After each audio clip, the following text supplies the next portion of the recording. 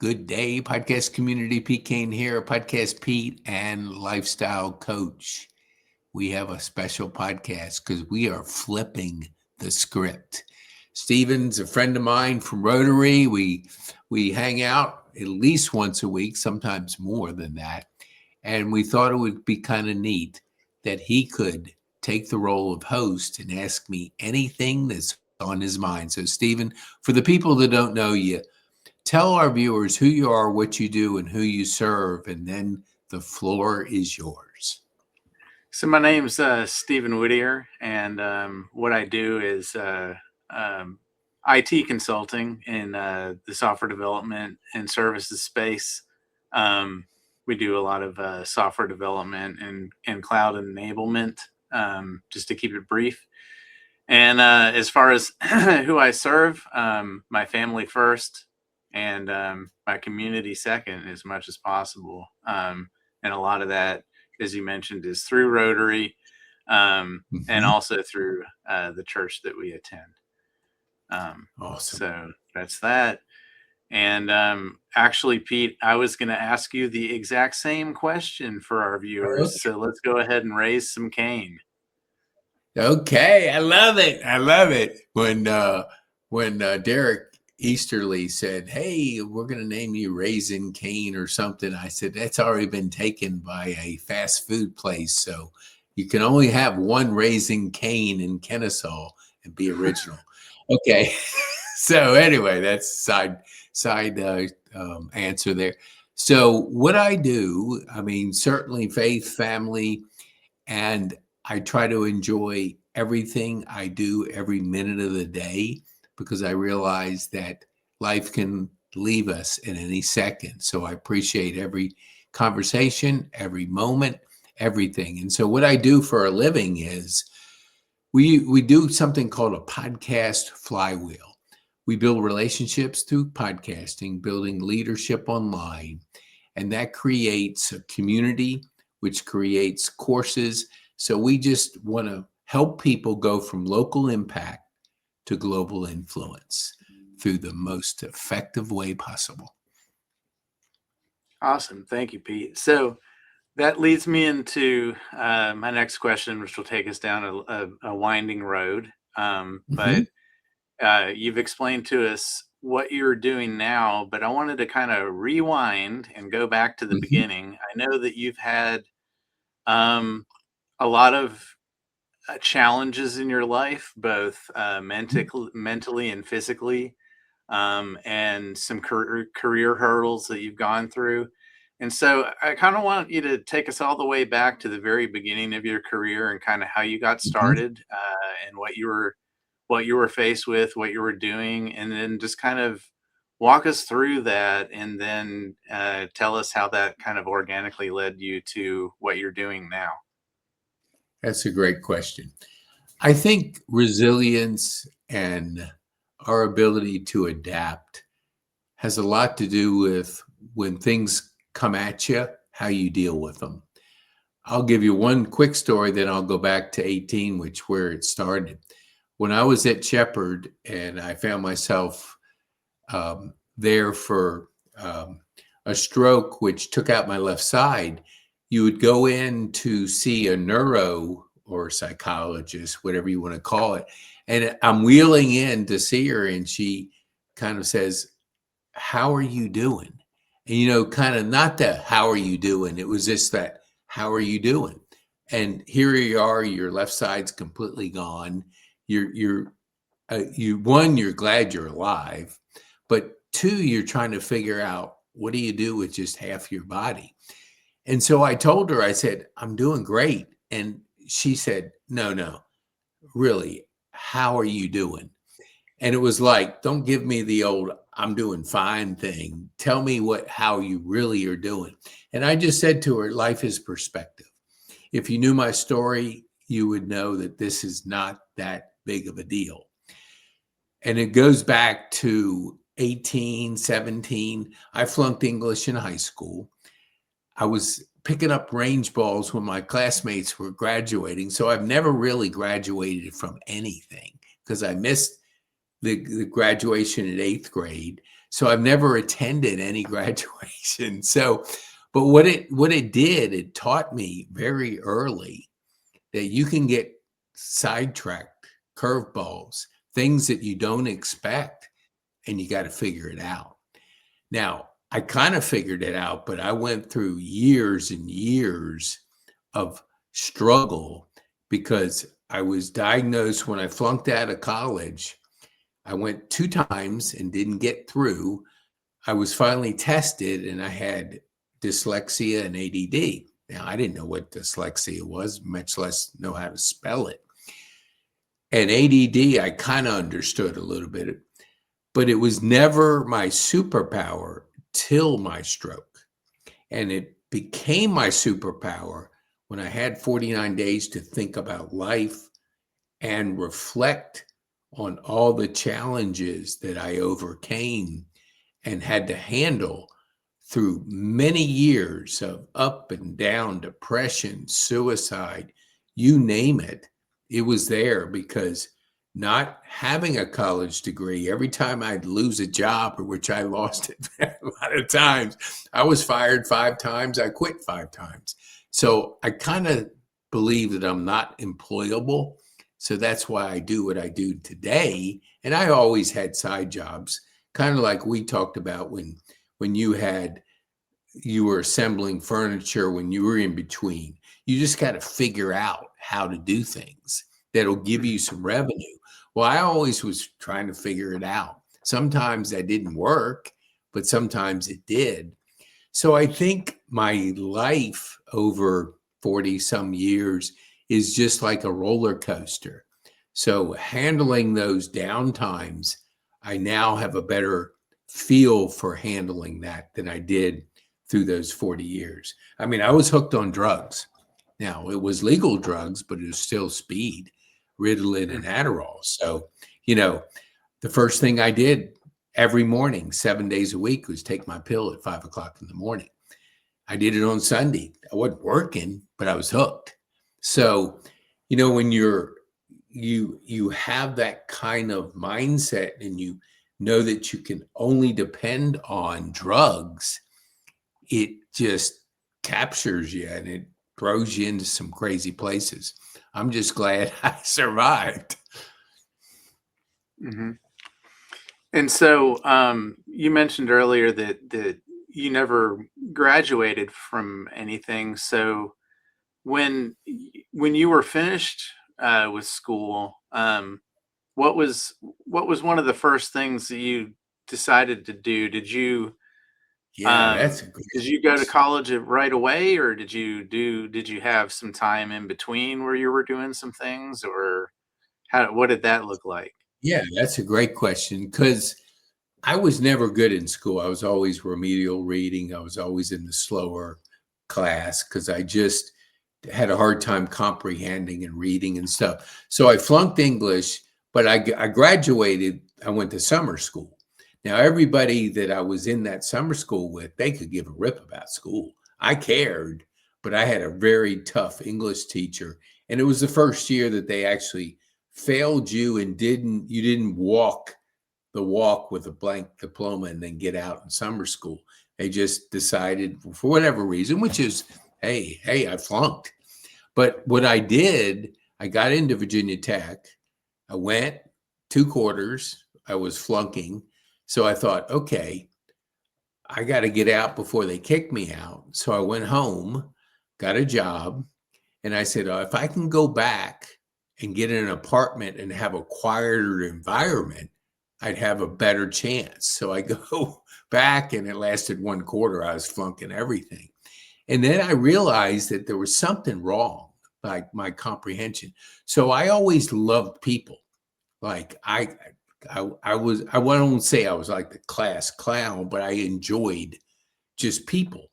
So when I'm trying to figure out what to do, I said, well, I'll go into sales. So I just picked up the phone and started calling people because my dad worked for a candy tobacco wholesaler and he had all these business cards. And I just started calling people and said, hey, you got any? And I got a job. I mean, because my resume wouldn't have gotten the job because it Uh-huh. wasn't a good resume.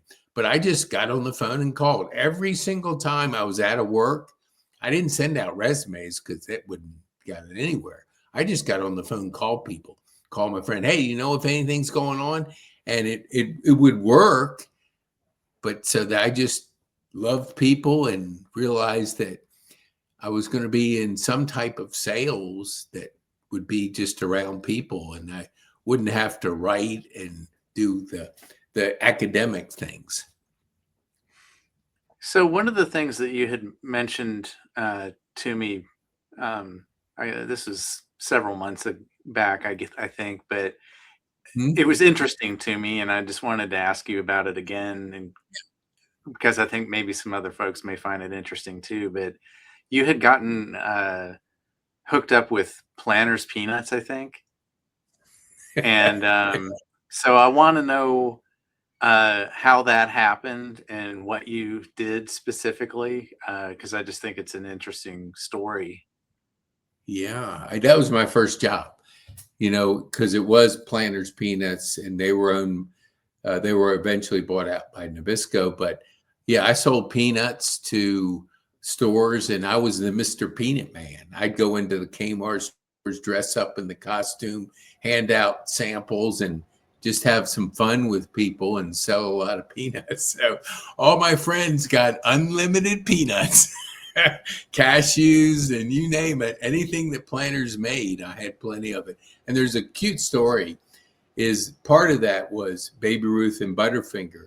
So during Halloween, there was at the time they made these quarter pounders of these candy bars. They were huge, and so I gave those away for Halloween, and I'm giving them away to the kids. Their eyes are just like big as saucers, and they're going crazy because everybody's giving the little fun size, but I'm giving these humongous 4-ounce candy bars.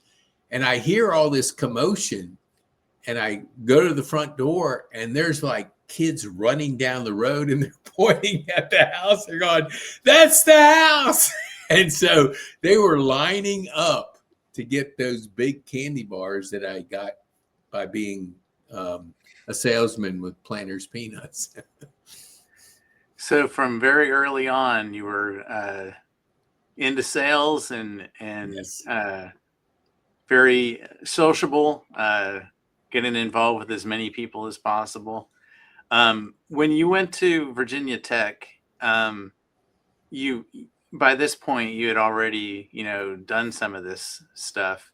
Did you have a major declared that Yeah, was in a I mean, I similar was. vein, or were Yeah, you just kind of getting in there and feeling your way around?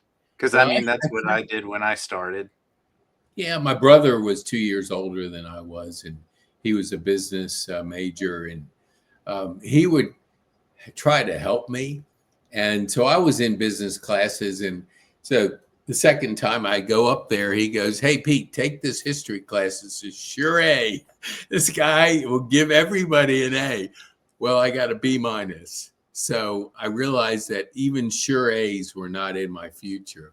But I was business related courses. The ones, I failed more than I don't think I ever got an A in my any class, high Mhm. school, college. I mean, that was never something I was able to enjoy.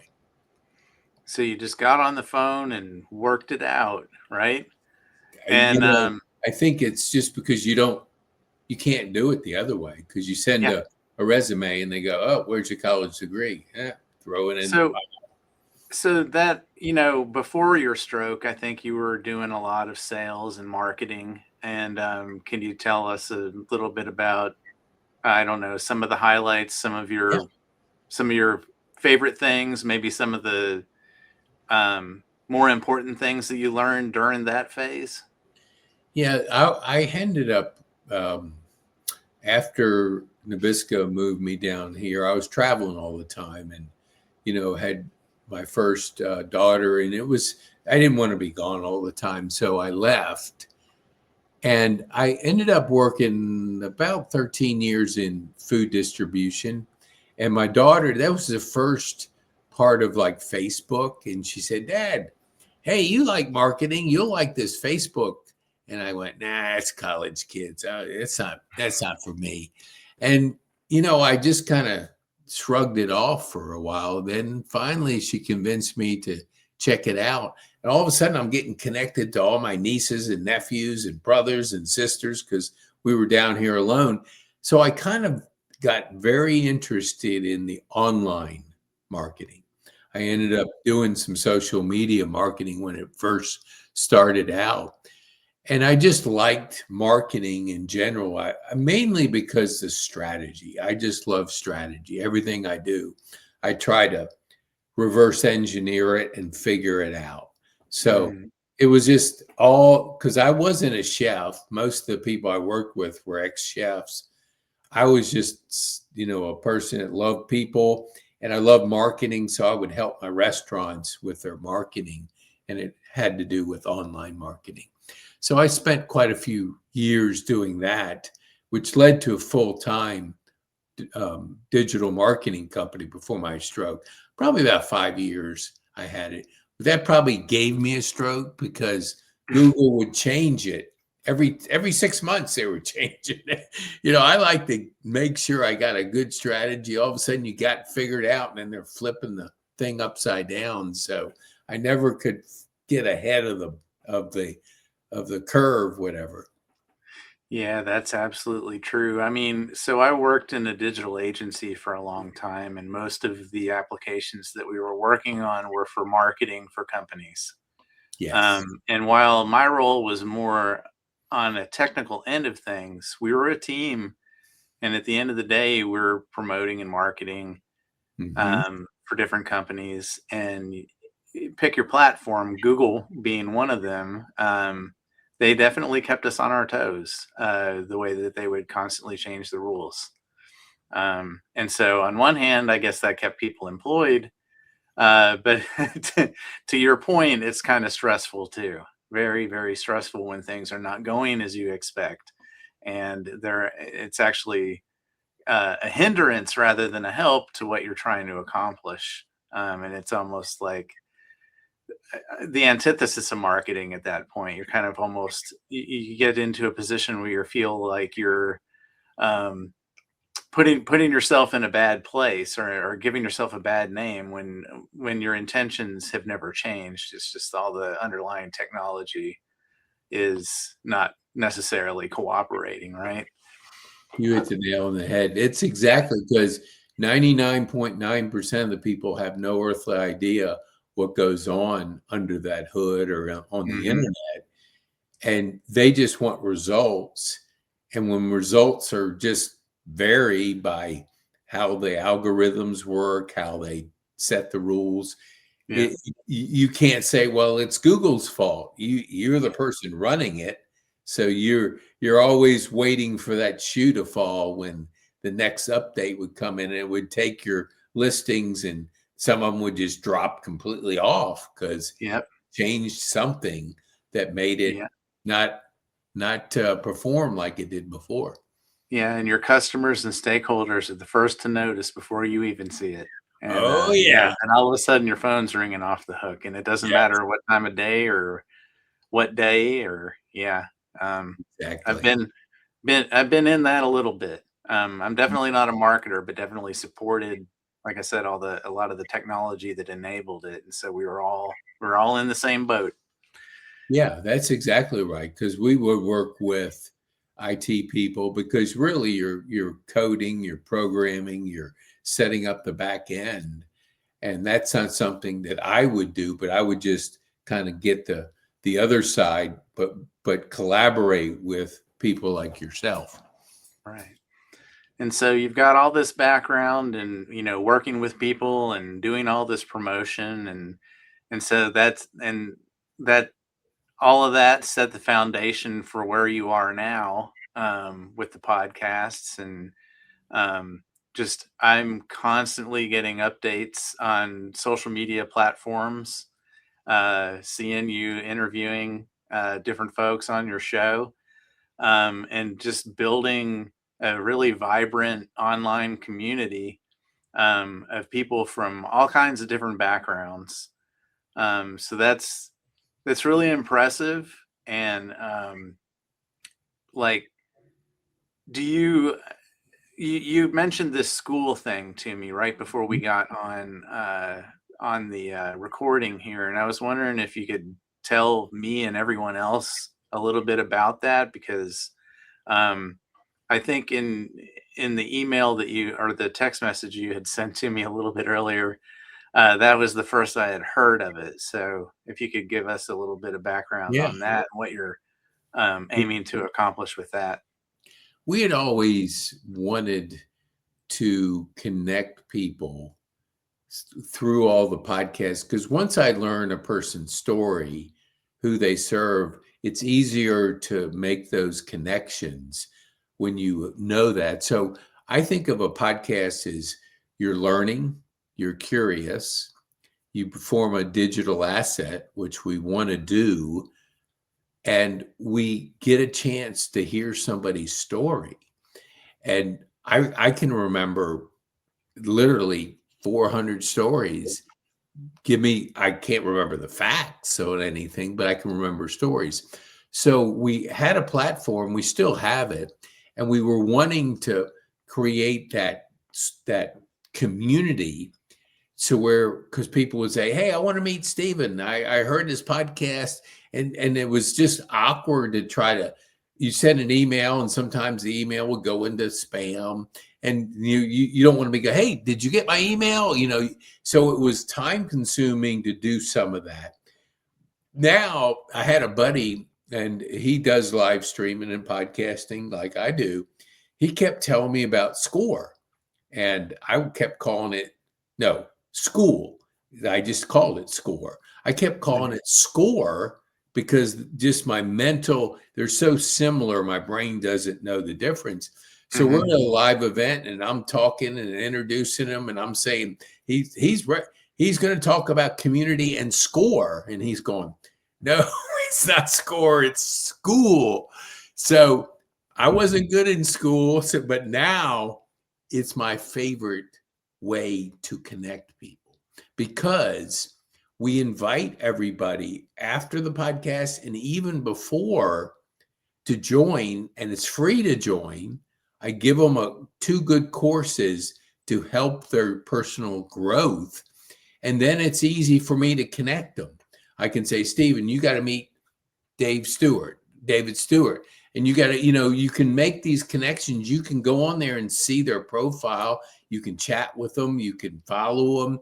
You can do anything you want. You can call them. And it makes connecting so much easier. And so I just was playing with one before this, Mark Zimmerman. We grew up kind of together. Our kids did. And he's retired now. And all of a sudden, I don't know how it came up, but he's a Rotarian up in Red Top. He went to the Rotary International 100th year, because they had it in 2017. They had it at the Georgia International Convention Center, and he was the general manager of it. But they wanted him to go to Seoul, Korea, to talk with the people about that convention that was coming to Atlanta.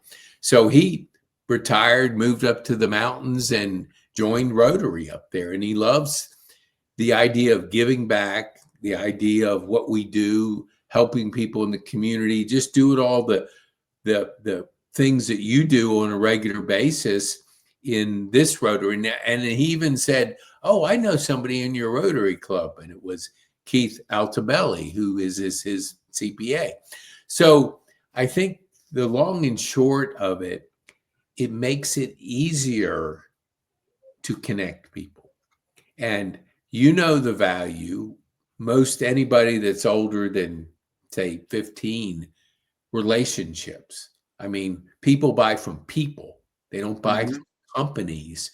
So the more you're connecting people and helping, and right after the podcast with Mark, he's going, "Hey, do you know this person? Do you know this person? Hey, I'll get this person to be on your pod." So he's connecting the dots, and it'll be easier for him to do that in school. It's the fastest growing platform. And my friend had been after me for about 3 months. And I'm in another community in there. And I was just studying it just to see how it worked. I always like it to be simple. I didn't grow up. ADD people always make things more complex than they need to. It's like Mm-hmm. whatever, you always have 25 things to do when you can probably only get 10 done or 5 done. It's just the way our brains think. I'm always trying to simplify it. And this is a simple program that allows us to teach, connect, and give everybody the ability to create their own community. And it's just communities within communities. A long And answer for a short question. no, that's fine. That's great. I'm glad that you put that out there. And just a couple things there. I'm sure that like you mentioned, ADD folks, their brains are in like hyperdrive mode all the time, right? I think is Yes. what you're getting at here, Active and brain. tend to make things a little more complicated than they necessarily need to be. And the fact that you've been able to kind of acknowledge that and rein it in a little bit, I'm sure that not only does it help you stay focused, but it probably helps you a lot with the anxiety that feeds into the ADD itself, I would imagine. So that's Yes. really empowering. Um, so you're the master of connections, and Well, I work on you it. you and so this school chapter is just another tool in your kit, or another, uh, I guess, like another step to expand upon that. And I mentioned earlier you have guests on all the time. I see, and some of them are quite high profile, I would say. Um, but I wanted to talk to you a little bit about Rotary, but before we get into the questions about that, I just wanted to point out that when I joined Rotary, it was kind of unorthodox the way that I went about doing it, and I didn't know anyone, or so I Mhm. thought. My first day there, though, I walk in and I'm like, "Hey, wait, I know this guy," or at least I recognized you because I had been to your Yeah. church before. Yeah. Yeah. Oh, yeah. I So knew you too. I mean, I didn't know you well, but I knew you. right, right. So you're definitely out there. Yeah, so that's fantastic. But like I said, I wanted to ask you a Mhm. little bit about your Rotary journey, and I know that there's a couple Yeah. different chapters to that too. You know, and I wanted you to talk to us about both of those. I know that you have an earlier chapter that started in Virginia, and then some time passed, and then a second chapter started up here. So if you could talk to us about that, some of the highlights, the pros and cons, Mhm. and I'll hand it Yeah, over it's a to good you. question. It started actually because I've been here for 40 years, but about 20 years ago, I joined the North Metro Rotary, and I was very involved on the board, ran their golf tournament. That was their biggest fundraiser, and I loved it. However, my job changed and I would travel and I couldn't maintain the weekly meetings trying to make up and do everything. Back then it was And things more were a little bit strict. different back then, right? Yes. Yeah, you had to Yeah. do makeup meetings when you Yep. traveled. Yeah. Yep. And it was, very demanding for somebody younger, building their career. And you love the people, you love what it's doing, you love everything about it, but it just was so restrictive in the commitment to doing something. You always had to, when you were gone, you had to figure out where is a Rotary I can attend, and can I go to a breakfast one because lunch is sometimes harder. All those things that you're playing gymnastics with. So I had to Mhm. leave, and then back a couple of years ago, I was at a KBA event, which is an association for anybody that's not familiar with that term. And Mara we were sitting beside each other, and she mentions Rotary. And I said, "Oh, really? I used to be a Rotarian. Where do y'all meet?" And she said, "Copeland's." I said, "Dang, that's right up the street from where I live." So I remember like it was yesterday when I walked in that room. I felt like it was a concert, like we're used to as young kids. Energy. I mean, it just, you could feel it when you walk into the room. People enjoying being together, and so it was not what I was used to. Not that it wasn't, but it was very diverse now versus back then. It Hmm. wasn't nearly as diverse as it is now. So it was a completely different experience. And where Virginia comes in is that's where I'm from. But I went up there, kind of what you've done a few times, is visit other Rotaries. And I, Hmm. I visited one like us, which was out in the suburbs. And I went to another one, and it was like the old Rotary that I was used to. It was completely different. So Hmm. there's an evolution out there. I mean, they're changing, they're adapting, they're bringing in a very diverse group of people, and it's just a wonderful organization that has evolved, and some are moving faster than others. And our Rotary is definitely on the cutting edge of that change. Yeah, absolutely. So when you were with would you say North Metro? Mhm. Just out of curiosity, how old were you when you started with them? I would say it was, let me see, probably 30, young, into my 30s. I probably have to And go back. I could probably figure it out, but maybe early to mid 30s. yeah, and so that was around the age where my dad was when he joined a Rotary Club. Back when I was a kid, Hmm. or Oh, really, really? I guess, early teenager. Um, I don't really have a whole heck of a lot of information on his Rotary journey because he passed away when he was pretty young. Hmm. But there is that background, or that small connection there, that fed into my decision to look into it. But he was about the same age. So I mean, on the grand scheme of things, I would imagine you were probably one of the younger members that was in there at the time. Um, but I think there was, um, yes, for sure. yeah, Yes. yeah, and it's probably the same for him too. Um, Mhm.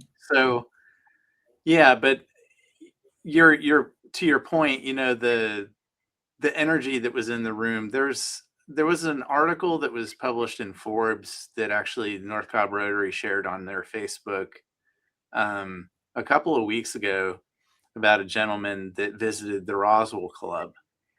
And I think that they are also another one of these clubs that's like really large and active.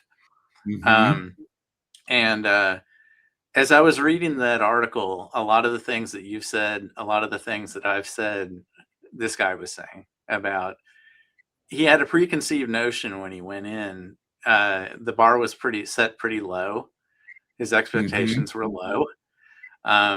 He was expecting it just to be kind of stiff, and like they were going to do a presentation and he was going to leave and that was going to be it. And it was everything but that and more.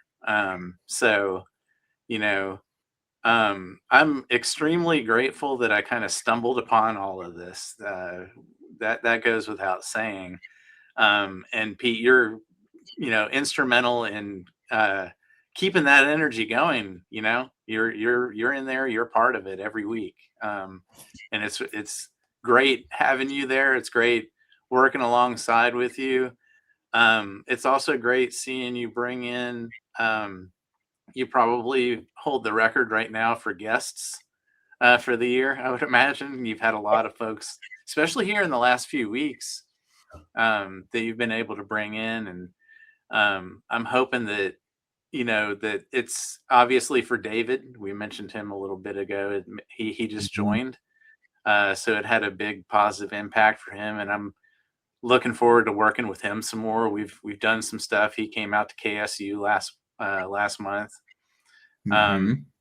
but yeah, I'm hoping some of these other guys that you've brought in, that maybe it'll stick with some of them, and they can join the crew too. Because as you know, we'll need plenty of hands that smoke on the lake here as we go into 2026, right? And And yeah, then and I think it's you and I served together at that this last spring too, and that was a real hoot. yeah. Yeah, I think it's like the Alex that who goes to our church, and when I invited him, he's in his own business. I called him afterwards. I said, What was your takeaway? What did you think?" And he was coming at it with a set of eyes like, is there like a secret, like something, something, something? And he goes like, and he was asking all these good questions, but he was kind of like, there was a lot of energy in there. And he goes, is this like tied to a religious organization? I said, no. He goes, do you guys do anything like behind the scenes that I'm not aware of? I said, no. Besides serving, I mean, we're always serving things. There's probably 30, 35 projects going on with different people. Everybody that every project we do, somebody leads it. But he was asking all these questions. And I think to your point where you walk in, and if you never experienced it, you don't know what to expect. You think it's Hmm. like the Elks Yacht Lodge, and I don't know much about that group, but that's what he was saying. Is this like, do you have a secret handshake? And Yeah, yeah. you know, he So, was saying all this stuff like, that it's people's perception. And so you have to, so I said, look, no, it's people that are making a difference in the community. And when you give back, there's something special that fills your heart, because when you're serving others, it just lightens up your life. So hmm if you think that that's something that you want to be a part of, where you can serve the community, meet some great people, hang out with some wonderful people on a regular basis, then it hmm might be for you. If it isn't, that's okay too. I just want you to know there's no secret handshake. There's right, no right. like, we're not going to brand you with a tattoo and you Yeah. have to do certain things. I said it's just people making a difference, giving back in the community, and making the world better. Yeah, yeah. So yeah, my wife and I, Christy, when I first joined, it was all tongue in cheek, but a lot of what you mentioned, came up like, is this a secret society? No, it's not the Masons. No, it's not Bohemian Grove. No, we don't have a chant. We don't have weird haircuts. There's like, it's just we get together once a week for our meetings, and then we plan and we execute, doing service in the Mhm. community, and that's the gist of it. And so she kind of followed along, and she would hear and see the things that I would post on social media, and um, she was like, well, this is great, this is awesome, I'm glad you're doing it, but didn't really think much outside of that Mhm. until, and I'm not saying she's looking to join, but she came to our meeting when we presented the grant to North Cobb High School band, and the Mhm. band director and principal were there. The mayor was there, and her and Veronica, my stepdaughter, attended the meeting. And at the end of the meeting, Christy said, "This is really awesome, and I'm going to need some time to let this sink in." Like, Mhm. it really, I don't know, obviously, like what I was just saying, there's all the tongue in cheek, but I think that her picture of it in her mind was just boring, maybe. Kind of like, Mhm. okay, you guys just get together and talk and then have breakfast and go home. Mhm. Um, but then, when she saw all the different things like the that were in the presentation, and the sunshines and the things that people had to share, it just made like a really, really big impact, and she was really impressed. And so I'm just really, really excited by all of that. I'm really excited that you and I met and get to hang out and do things. Yeah. Um, and like, just, it's kind of funny, but we're like going into 2 weeks now without a meeting, and I'm like, I feel kind of uh, out of sorts a little bit. Yes. I did. And so I I'm did. really looking forward to the meeting next week. I attend regularly. I think you do too. I think I've seen you at like almost, if not every one. I think you might have been out of town with family like one time or something, but I see you there like every single time I'm there. You're there bright and early too. Um, Yeah. I so love. yeah, really looking forward to get back in there. Yeah, I do. I never realized it before my stroke. I'm kind of an introvert extrovert, Right. and I have to have that recharge. But when I'm going on Thursday morning, I'm ready to just go have a good time and connect, Mm-hmm. enjoy. And I think what also is really cool is when you look at and so many. I had a person on my podcast right before Christmas, and she's been in the Vinings Rotary for 8 years. Didn't know it. I did something with her foundation years ago, and Mm-hmm. I said I'll be there in just a little bit. I'm leaving my Rotary meeting, and she said, "Hey, you're in Rotary too." I said, "Yeah."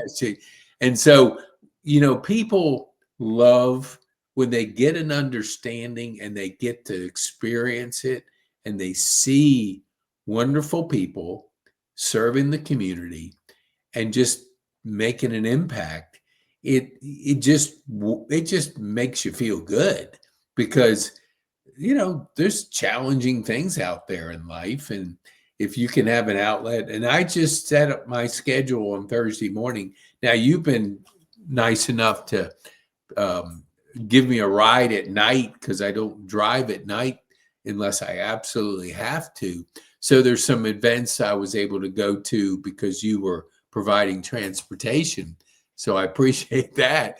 But it is a great way to show people how people are making a difference and an impact in the community. And you have to see it to believe it. And I Yeah. just want to go back to one thing you said about Skool, and it has to do with Christy, is if we do what we love to do, you don't work a day in your life. She loves creating. She loves the art of helping people to think, to create. And we were talking that last time. We're born to create. And if we don't create, we don't feel good. Like if we just consume TV, media, whatever it is, we're end up consuming other people's lives when we need to create our life. So her ability to impact the seniors and people with art classes, because there's nothing more special than watching people create. And so, I will say I'm glad that she's going to be on the podcast because Mm-hmm. community needs to know that those are options out there, that you can get together in community and create something special, whether it's a painting or whatever it is, you create it. And for her to lead it, I think it's absolutely phenomenal, and I love it. Yeah, I'm really looking forward to y'all getting together. Is it next week? Yeah, the Next third Saturday. event. Yeah. So yeah, you're gonna talk to her next Saturday morning, which is right before she goes to Celebration Village to do another painting Oh, class. So that'll be awesome. a really good way to kick off the day. Yes. To have a discussion about that, and then go off and do the thing over Yeah. there. So Yes. yeah, Yes, I know the absolutely. celebration community. They're a wonderful community. Yeah, they absolutely love having her there. I think it's I'm like not surprised because I one of know, the big things they look forward to each month. yeah. And Yeah. that's because I lived in a 55 and older just like that. And I could see the ones because there was an art teacher who did what Christy does at Celebration. And it was just such a big hit because they could get together, hang out, and create. And I could see it in the people that were participating in it, and just the way that people respond to activities like that, Hmm. that help to feed them and help to, just allow them to get together and create things and Yeah, be that's guided. awesome. Yeah. Well, did you have anything else you wanted to share, Pete, before we wrap this thing up? I think we're Just, probably getting close to time for you. yes, contact Stephen at this number. Look, if you want to come and visit and see a special place, Rotary, Thursday morning at Copeland's, you can reach out to Stephen or myself. If you're a person that want to make an impact, want to give back to the community, want to be around people who are doing the same thing, come experience and see for yourself how special it is. That would be my Rotary message to the community. Yeah, absolutely. We're all in. And I Yeah, wanted you to and mention I to are. you, We are. yeah, I You wanted set to the bar mention, very high, and now I'm going to have to respond because Stephen is the Rotarian of the year. Came in, and when he said, I thought this was the coolest thing, because when people say things, you were going to be there 1 year, and my first impression when I'm sitting there going, what? It seems like you've been there a couple of years, because you've done so much, and obviously you were recognized by our club for yeah, somebody that's stepping up and leading and giving and impacting, and it sets people like myself to get inspired by somebody that really is leaning in and making a difference in the community. So we thank yeah, you for absolutely. stepping And up. Being, to touch on just briefly on something that you mentioned earlier too, that also struck a chord, is that I am also, I would self-classify as an introverted extrovert also. I yeah. think I have crossed over a boundary though, because earlier in life I would tell you that I was 100% introverted, did Hmm. not want to have anything to do with people at all. And this journey with Rotary over the last year has helped me embrace the extroversion, or the extroverted part of that Hmm. equation. And also, another thing that you had mentioned as far as like um, creating or producing versus consuming. Um, when you're focused solely on your introversion, I think you're focused more on the consumption side of things most of the Yes. time. Yeah. And this has helped give me structure and give me an outlet to embrace, like I said, the extroverted side of things. And while I'm not a crafty, creative person necessarily, I've had my moments, but I think that where I've been able to excel best has been just taking the bull by the horns with this club and doing as much as I can, especially since I'm afforded the time and the flexibility to do so. So that's been absolutely incredible.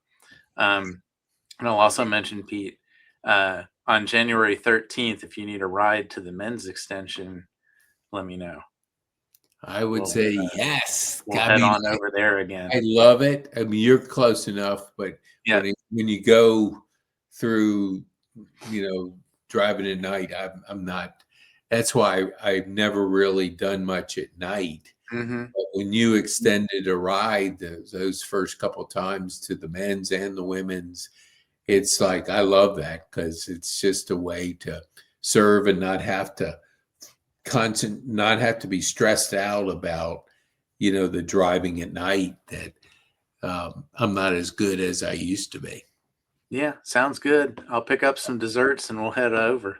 Awesome. Well, I enjoyed Awesome. it, man. When two Rotarians can rap on a podcast, I think you got a good podcast. So thanks so Yeah, much. that was really good, Pete. Yeah. Hey, look, I would say I've done 400 of these, and I would say you have a career in podcasting, hosting, if you ever want it, because I think your curiosity, your heart to serve, you're just that built-in really leans into this wonderful space of podcasting. Well, thank you. I'll keep that in my back pocket. And I know I have a mentor sitting right here in front of me too. Yeah, exactly. If I He's need not any far guidance. away. Yeah, awesome. Awesome. Well, thanks so much. I appreciate you taking the time to flip the script so much. I really enjoyed it.